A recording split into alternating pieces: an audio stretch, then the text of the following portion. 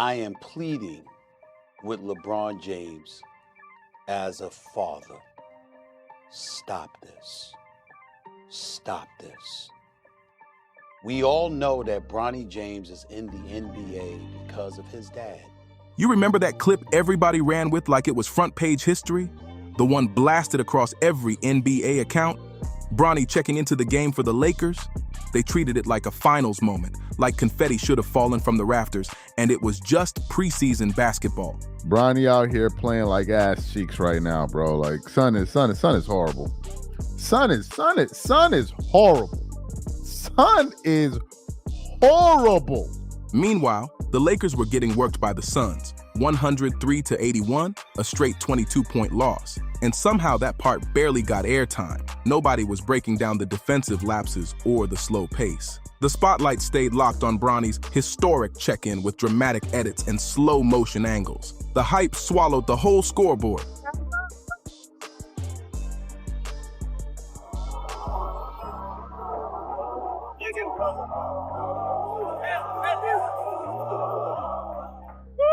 Let's keep it real and stick to numbers. Bronny logged 24 minutes in that opener. He put up 12 shots and only one went in. One, the lone make was from 3. That's 1 for 12 overall, 8.3%. 1 for 8 from deep, 12.5%. That's not shade, that's the box score talking. Big game, that's the China's Vegas.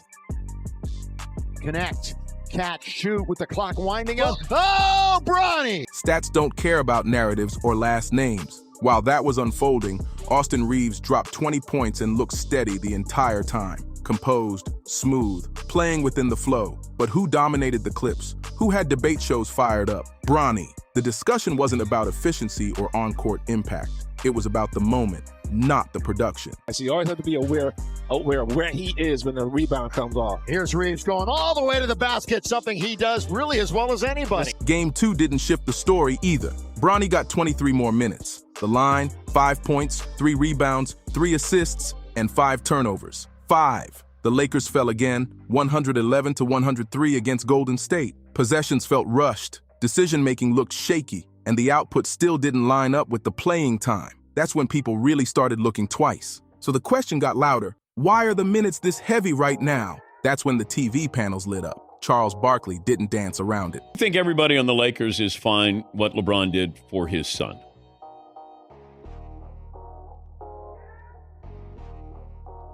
That's a great question. I don't think that matters. He did it.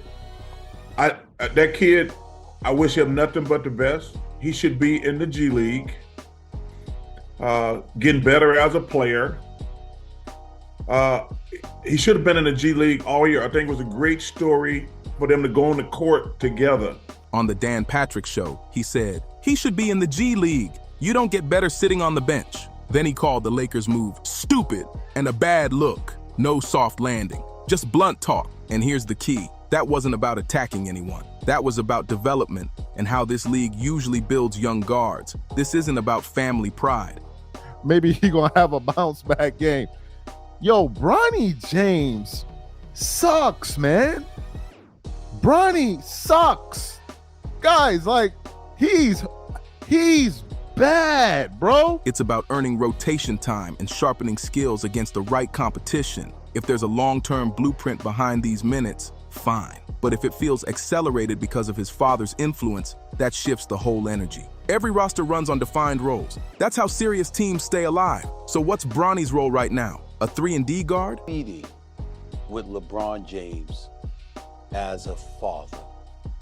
Stop this. Stop this. We all know that Bronny James is in the NBA because the preseason numbers aren't confirming that yet. 12 shots with 1 make doesn't stretch a defense. That's a tough night. Struggling isn't a crime, but acting like it's clicking doesn't help growth either. Now let's talk defense. At 6'2", is he already a shutdown guard? That's the debate online. The effort shows. He competes. He slides his feet. We love what we're seeing from him in the G League because that's where you belong. As you hone your skills and you get better, and you legitimately earn, which I believe he has the potential to do. I am rooting for Bronny James It would be cruel to root against him. He's a wonderful kid. I wish him nothing but the best. But he's LeBron James' son. And everybody knows what attention that. But hustle flashes and consistent defensive control aren't the same thing. He's not locking up elite scorers or flipping games with disruptive pressure just yet. That level takes reps and time. Some critics say this feels more like a feel-good storyline than a strict basketball call. And when the stat sheet keeps repeating itself, it's hard to ignore. The NBA is about output. Minutes usually follow impact. The kid's got potential. I think the kid will be in the NBA one day. I watched him in the G League doing his thing. I think he's going to be fine eventually. Right now, the gap between excitement and efficiency is wide, and that's why this debate keeps heating up. And this isn't just noise from comment sections. Analysts, insiders, former players, they're stepping in with receipts. Those first 2 preseason games give them real numbers to lean on. Now listen to this.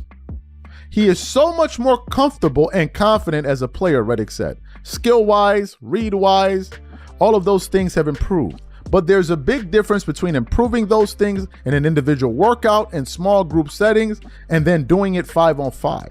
I have just felt like all of September and in our first 3 days of camp, he just looks more comfortable and confident. This isn't random negativity. It's reaction to production that's clear as day. Even Stephen A. Smith went on record and didn't tiptoe. He publicly urged LeBron as a father, saying, "Stop this." That moment shook social media. He argued that Bronny's roster spot feels more connected to his name than to his current output. That statement hit like a late-game dagger. No, I'm really confident in myself right now, so I'm ready to go out there. You know, everything is paid off. All the work, all the late nights, all the early morning. And the internet lit up instantly. Then it spilled into that tense courtside exchange between Stephen A. and LeBron James. And that clip still floats around social media like it dropped yesterday. Stephen A. eased his tone later, sure, but he never walked back the core message. The idea that Bronny's NBA shot is driven more by influence than output, that conversation is not cooling off anytime soon. Because when the minutes keep climbing and the stat line stays light, people are going to react. And this isn't just one media personality making noise. Sports radio, Reddit threads, X timelines, they've been buzzing nonstop. The fan base is split right down the middle. One side says, give the kid time. The other says, this feels like straight nepotism. It gets emotional fast, it gets loud, and sometimes it gets way too personal. Some supporters don't even stay on basketball. They jump straight to, you just hate LeBron, or you don't want to see a father back his son. That's where the debate gets sideways, because the real question isn't about family love. It's about winning games. What actually helps the Lakers right now? The preseason losses to Phoenix and Golden State show one picture. LeBron's all-time resume shows another. Both realities can exist, but mixing legacy with present production shuts down honest discussion. One player's greatness doesn't automatically create results for someone else. Now, to keep it balanced, the give him time side isn't crazy.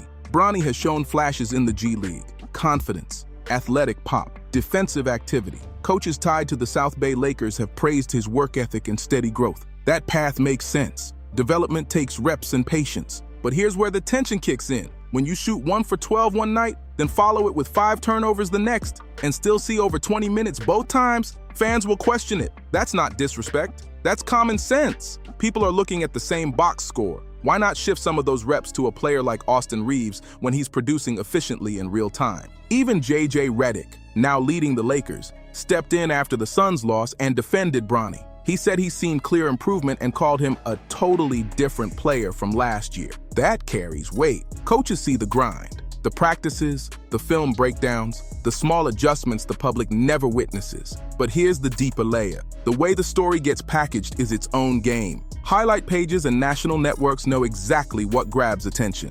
A putback dunk at Chase Center, viral in seconds. A catch-and-shoot 3, clip it immediately. A father-son substitution moment, that's headline gold. Those clips move numbers. They spark clicks. They stack ad revenue fast. But when a viral highlight turns into the entire storyline, context vanishes. A 22-point loss drifts into the shadows. Cold shooting nights barely get dissected. 5 turnovers shrink into tiny print. What survives is a glossy highlight package that feels louder than the actual game. This isn't about blocking a young player from growing. Development is real. Every rookie needs reps and patience. But when the conversation gets driven only by slick edits and emotional angles, the hard basketball facts get pushed aside. Content pages are doing what they're designed to do: chase engagement and ride the hottest wave. That's the business. But hype cycles don't always line up with efficiency percentages. The feel-good storyline gets blasted across every feed while the raw stats sit quiet and ignored. And that gap between perception and performance? That's exactly why this debate refuses to die down. If someone only wants the polished fairy tale version, it's everywhere. Slow-motion highlights, father-son smiles, emotional captions flooding timelines. But if you're searching for the full picture, you better check the box score instead of scrolling reels. Because one question is echoing around the league now, and it's not whispering anymore. If Bronny wasn't LeBron James's son, would this be headline material? Would NBA TV treat it like a legacy milestone instead of a standard rookie preseason stat line? Stephen A. Smith said it blunt earlier this year. Bronny is in the NBA because of his dad. Fans grabbed that quote instantly, not just because it's sharp, but because the timeline lines up. Hall of Fame father, global spotlight, first father-son duo on one roster. That storyline markets itself. It's built for headlines. But what the Lakers truly need isn't viral traction. It's wins. And those first 2 preseason games don't scream secure rotation piece just yet. Heavy minutes paired with low efficiency will always raise eyebrows. Pretending it's not happening doesn't erase the stat sheet. This is where the media tightrope gets real. Some hosts tread carefully because of relationships. Some don't want to strain league connections. Others worry about optics. How do you critique a young player linked to one of the most powerful names in sports without turning it into chaos? And that heated courtside moment between LeBron and Stephen A. proved just how personal this can get. The result? A safer system. Coaches spotlight progress. Social pages replay dunks on loop.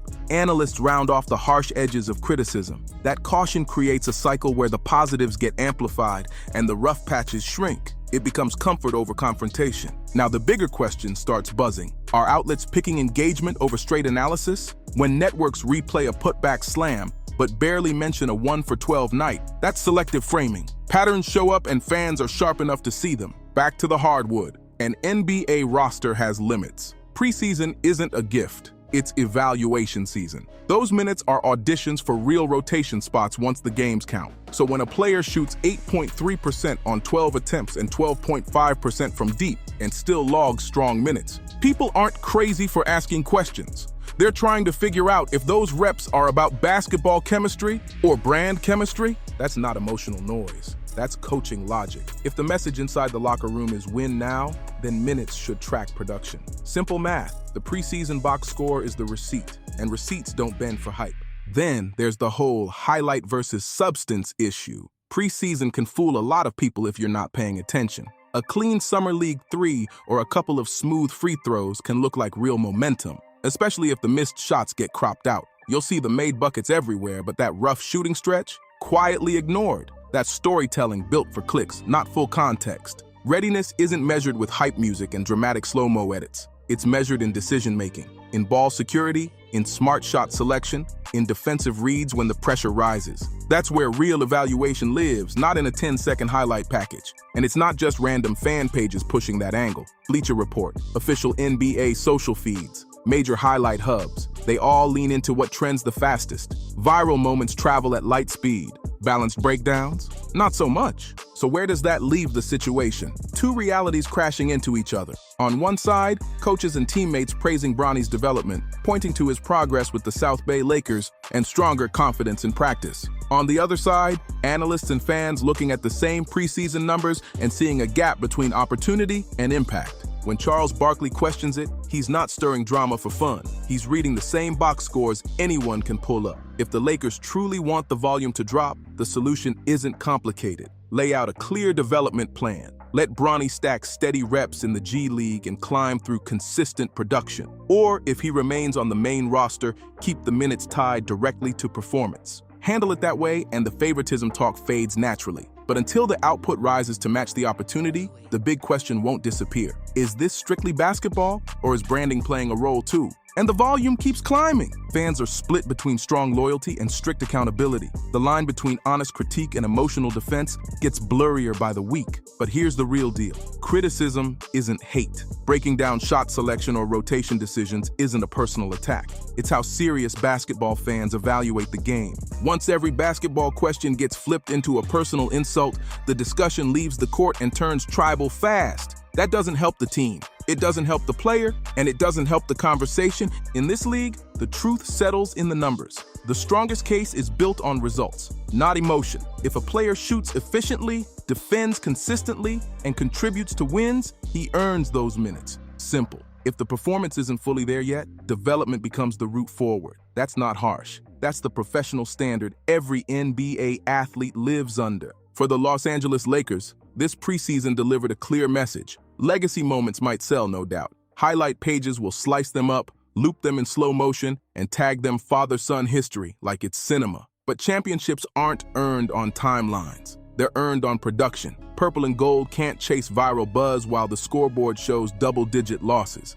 This is the crossroads moment. What are the Lakers really choosing to be right now? A franchise stacking feel-good headlines for clicks and engagement? Or a locker room locked in on stacking wins, no matter what name is stitched across the back of the jersey? The box score doesn't play favorites. It shows who produced and who struggled, plain and simple. Clips might trend for a night, but rotations tighten when the regular season heat turns up. When the games start counting for real, the energy shifts fast. The crowd noise fades. The storylines cool off. What remains is efficiency, defensive stops, smart decisions, and real impact. In this league, numbers talk louder than hype every single time. And that's a reality no contender can dodge. If you think it's time for the Lakers to focus on wins over headlines, hit that like button right now.